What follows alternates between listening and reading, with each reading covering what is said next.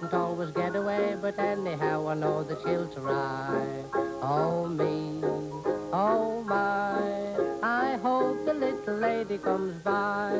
I don't think anybody really understood him. I don't know whether he understood himself. He was a sort of elemental that would have needed a very, very clever director, quite out of the class of the kind of film he did. And of course, those directors didn't direct his kind of film. But I think if you'd have got him with an ace director, they'd have got something really special out of him. Take the order, my dear. Drinks all round. He didn't know what he held in him. It was like a very frail glass with something very precious in it, you know, and that thing would never come out because what people liked about him wasn't that. And now I'm telling you, grey skies are turning blue. What a racket, what a packet, I have won today. Trouble's over, I'm in clover, everything's okay. I feel like a millionaire, I'm all deluxe and how. I'm in the money, tasting the honey, hitting the high spots now. By 1938, George was the highest paid entertainer in the country, pulling in £100,000 a year. The songs were bestsellers, the films rolled out of Ealing. For 6 years running, from 1938 to 1944, he was Britain's favourite film star. George and his Iron Lady had joined the ranks of the swells, and it was Beryl who was setting their new style. Beryl never missed a thing, and she always felt that, well, here's the gold mine, I'm not going to let anybody else take their pick and shovel there. I think she always thought you either wanted to make a date with him or borrow £1,000, and you only wanted to say good morning, and so did he. She'd always been a hard lady, tough lady to deal with. I believe an excellent manager. She was a businesswoman through and through. You know, I'd say, why don't you give him a couple of pounds and let him live it up? And that kind of thing. Well, Beryl would get a bit haughty. By the autumn of 1939, George, like everyone else, was keeping that upper lip patriotically stiff. Though plans may often go wrong, let 'em hear your voice. You'll find that rhythm and song make the world rejoice. Make life go with a swing, laugh at trouble and things. La la la la la la la la. Count your blessings and smile while you're playing your part. Keep a song in your heart. La la la la la la la la. Count your blessings and smile.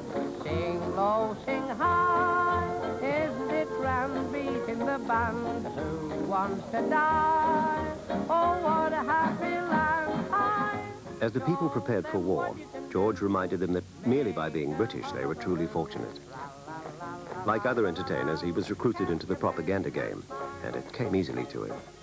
He was an uncomplicated patriot who believed every word. The war movies kept to the old Formby formula. Northern twit outsmarts crooks and becomes hero, except that now the crooks were Nazis.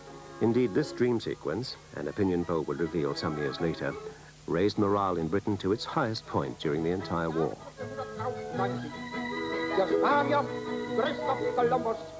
Gestützt auf die Erfahrungen deutscher Gelehrter und unterstützt von deutschen Apparaten und Instrumenten. Hey, Winback! Hallo! Polizeiachilles! 4 Jahre lang als einfacher Soldat und es erbrochen an der Deutschen. Well, you asked for it. Hang up. Allein. Look out,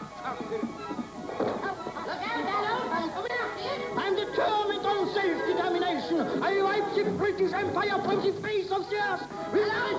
I want you. Why? You're my last territorial demand in Europe. British Schweinehund, for that I knock your head off on the block. Haha, not if I knock your block off first. Oh!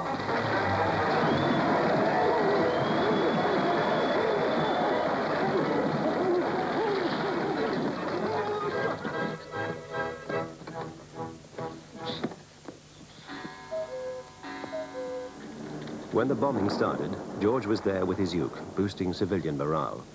He seemed to answer a public need for a very ordinary hero, a simple man, indestructibly cheerful, whose defiant decency was the proper retort to an obscene foe. It's not often that so famous a man as Admiral Sir Edward Evans compares a concert. Here he is at an underground shelter introducing a man with a ukulele. You will hear George Formby, so typical of this country, and Geraldo and his orchestra. And you will hear London, below ground, making a night of it.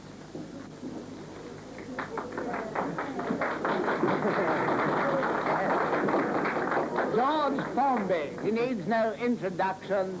Good old George, not so old. Some say good old George, others are not so particular. Anyway, it's turned out nice again. Go on, Eric. Now beholding me, an LDV, for battle I'm just yearning, doing my best like all the rest, to keep the home fires burning. Each evening stiff and starts, up and down the street I march, I'm guarding the home of the home guard, guarding the home guard home. All day long, steady and strong, doing what I'm told and I can't go wrong. All the ladies are fond of me, but last night one of them gave a shout when she saw me pulling my bayonet out while guarding the home guard's home.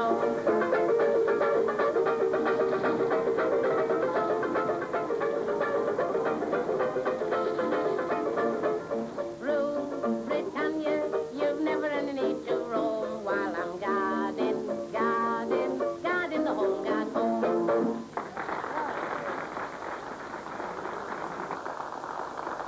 Well, folks, it's time for us to say goodnight to you now, and I'd just like to... You're all right, you're at home in bed, haven't you home yet?